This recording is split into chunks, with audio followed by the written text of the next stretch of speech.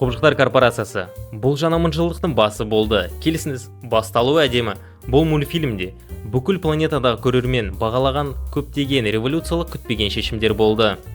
Pixar студиясының Құбыжықтар корпорация мультфильмі туралы сіз білмеген барлық нәрсені алдағы минуттарда мен сіздерге айтып беремін. Алишер менің атым, бұл кино әңгіме. Құбыжықтар корпорация жобасының бүкіл дамуы одан әрі жетілдірілгендіктен елеулі түзетулерден өтті. Бұл атауды презентация кезінде Disney аниматоры Джо Грантон ұсынған.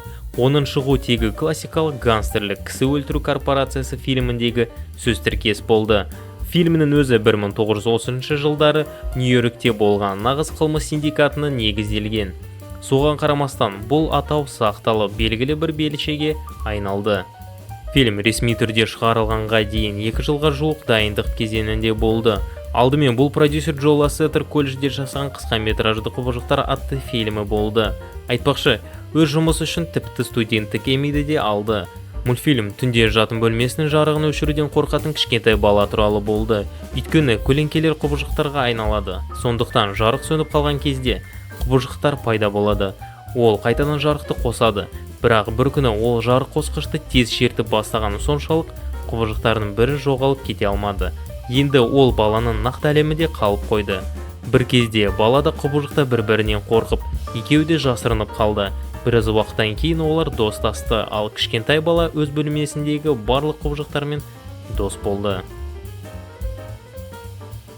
Өндірісінің келесі кезеңінде бұл оқиға 32 жастағы бағдарламашының айналасында құрылды. Оның өмірі балалық шақтағы қорқыныштары мен фобиялары кенеттен шындыққа айналған кезде өте күрделі болды. Жігіттің мансабы мен жеке өмірі ешқайда кетпеді, ол тығырыққа тірелді. Жігіттің анасы оған бала кезіндегі заттарына толық қорапты жібергенше бәрі жоғалған сияқты. Бұл қораптағы заттардың ішінде бағдарламашы бала кезінде жасаған суреттері бар кітабы болды. Бұл не суреттер деп өзінен сұрайды. 6-7 жасында құбыжықтарды ойлап тапқан суреттері болды. Бағдарламашы бұл кітапты ашқанда оның жұмыс бөлмесінің еденіне бірнеше беттер түседі. Бұл беттердегі құбыжықтар кенеттен өмірге келіп шынайы әлемге шығып, кейде адамды мазалай бастағанға дейін ол бұл туралы ештеңе ойламайды. Бұл жігіттің әріптестерін ешқайсысы оның өмірін қазір тозаққа айналдыратын қорқынышты жаратылыстар туралы білмейді.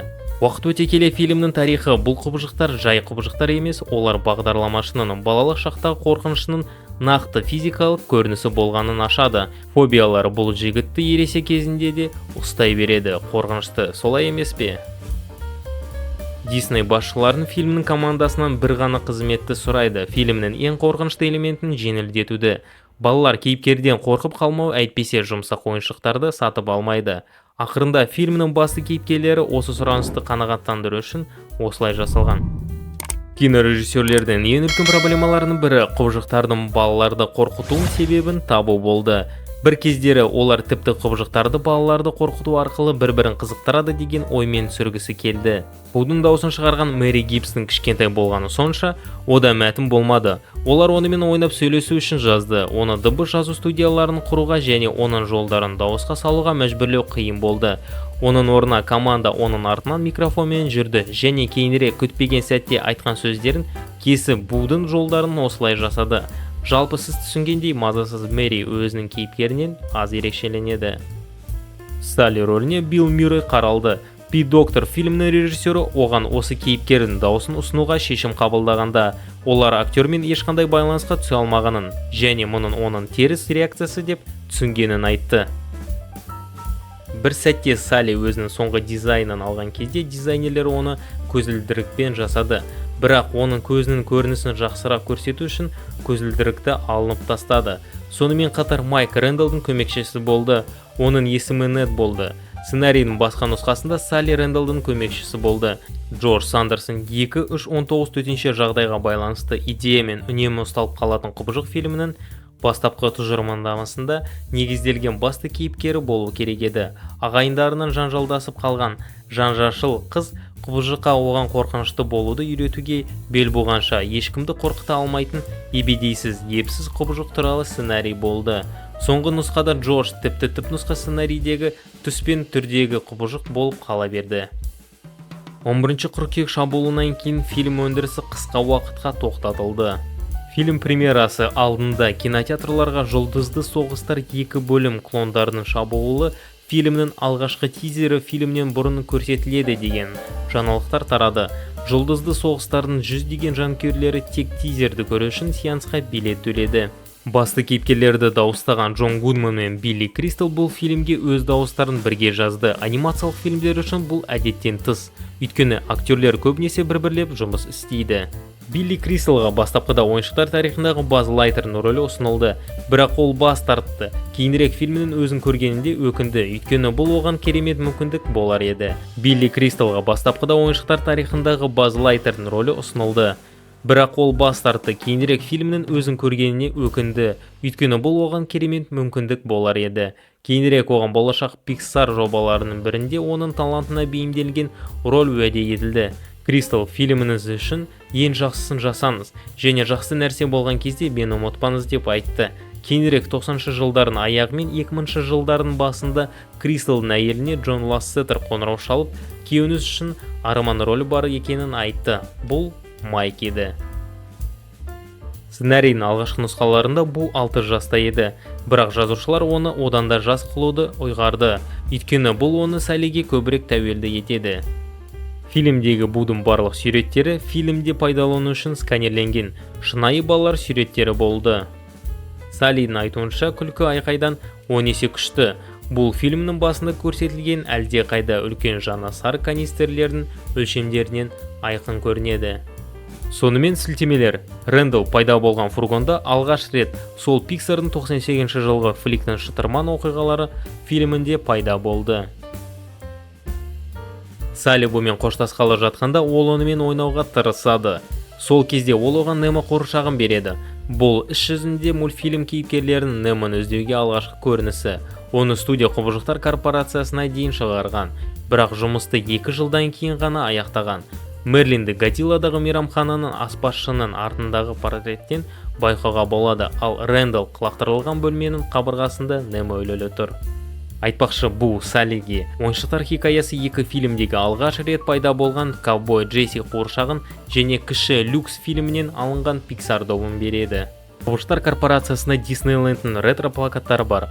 Монстрополисте және кейбір балалар жатын бөлмелерінде, сондай-ақ Рэндалл әртүрлі фонда маскировкамен айналысқанда, осы фондардың бірі ойыншықтар тарихындағы Энди бөлмесінің тұсқағазы. Сондай-ақ бірінші көріністе осы жатын бөлмесіндегі сөредегі ойыншықтардың бірі ойыншықтар тарихы мультфильмдегі ойыншық ұшақ екенін ескеріңіз. Майк пен Салли қорқыныш бөлменің өтіп бара жатқанда, сол мультфильмнің арқасында сайқымазақты байқауға болады.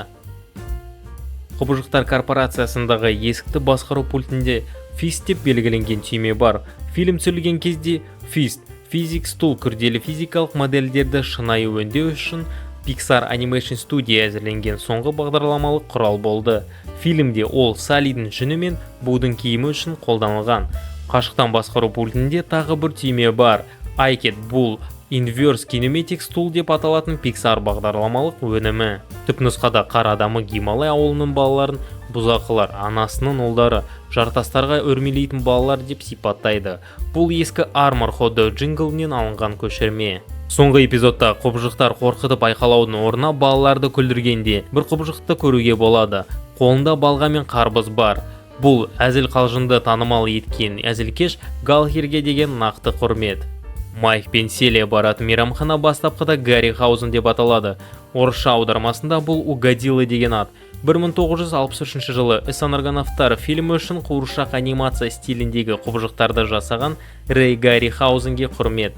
Сонымен қатар мейрамхана барының артындағы 8 аяқтың 6 аяғына бар. Бұл 1955 жылға теңіз күнінен келді. Онда Гаррихаузен бюджеттік шектеулерге 8 аяқты байланысты 6 аяқты қылып жасады. Фильмінің басында Майк пен Салли өтіп бара жатқан Hidden City кафесі өз атауын Сан-Францискодағы шынайы өмірдегі мейрамхананың арқасында алды. Ол алдымен 90-шы жылдары Pixar аниматорларының, сондай-ақ режиссер Пит Доктордың сүйікті орындарының бірі болды. Сондай-ақ аталған мекеме Питс Барбершоп режиссер Пит Доктордың құрметіне аталған. Disney Pixar студиясы кинотеатрларда Гарри Поттер және Философский камень фильмінің алдында Құбыжықтар корпорациясы фильмін көрсету үшін фильмге арнайы трейлер жасады. Онда Майк пен Салли өз үйінде шарада ойын ойнайды. Ал Саллиге Гарри Поттердің кейіпкері түсті. Майкқа оның кім екенін түсіндіру үшін қиын болды. Оны Лас Гарри гүл құмырасы, нәтижесінде Салли дөңгелек көзілдірік киеді, қолында үкісі бар және сыбырғышқа отырады. Майк фильмді музыка дыбысы 65-ші жылғы деп атайды, ал Салли болса жай ғана кетіп қалады. Соңында Майк түсінеді қай Гарри туралы айтқанын. Будың шын аты Мэри. Мұны оның Саллиге көрсеткен суреттердің бірінен байқауға болады. Саллидің төсегінде ұйықтатып жатқан сахнада. Естеріңізге сала кетейін, Буды дыбыстаған актрисаның есімі Мэри Гибс. Бастапқы Годзилла суши мейрамханасында қызметкерлер "Get a paper bag" қағаз пакетін алыңыз деп айқалайды. Кез келген дүкендегі қызметкерлер Жапониядағы есіктен біреу өткен сайын осы сөзді айғалайды. Ал құбыжықтардың айқайы әрине бұл дерекке сілтеме. Фильмнің басында симуляция аяқталған кезде монстр бейнежазбаны қайта қарау үшін панельдегі тұтқаға қол созады. Тұтқаның сол жағындағы шамдағы жазба 510-752-3000 Pixar телефон нөмірі. Салли біз тек аяғын көрген ең үлкен құбыжық Тедпен амандасқанда ол Годзилла сияқты айқалау керек еді. Құбыжық корпорациясының жасаушылар Тоха студиясы мен Годзилланың гүрілін пайдалану туралы келіссөздер жүргізуге тырысты. Бірақ студия олардан бас тартты. Сондықтан Тед оның орнына тауықтың шуылымен жауап береді. Титр кезіндегі көріністердің бірінде бізге бұл фильмдегі рөлге кастингте өткен ойыншықтар тарихы фильмдегі динозавр Рекс екенін көрсетеді. Pixar және Apple компаниясының бұрынғы бас директоры Стив Джобс бір кездері жарнамаға "Think different", басқаша ойлаңыз деген сөзді әкелді. Фильмнің соңына қарай құбыжықтар корпорациясы Майк онымен және Саллимен бірге құмықабада журналдары бар пакетін ашады. Журналдың артқы жағында компьютерді бүкіл бетке жарнамалау және "Scary different", басқаша қорқыт деген сөз жазылған. Ал корпорацияның алдыңғы көрінісінде сіз жаңа ұранды көре аласыз. "Think funny", күлкілі ойла. Бұл ұрандардың екеуі де Джобсқа тікелей сілтеме. Қорқыту деп аталатын жарыстың таблосы Pixar қызметкерлерінің аттарынан тұрады. Салли бұмен қоштасқаннан кейін ол сіздің есіңізде болса шкафтың есігін жауып тастайды. Содан кейін бұл төсектен секіріп есікке қарай жүгіреді. Сол кезде ол шамамен 10%-ға өседі. Мұны істеу керек еді, өйткені ол тұтқаға жету үшін тым кішкентай болды.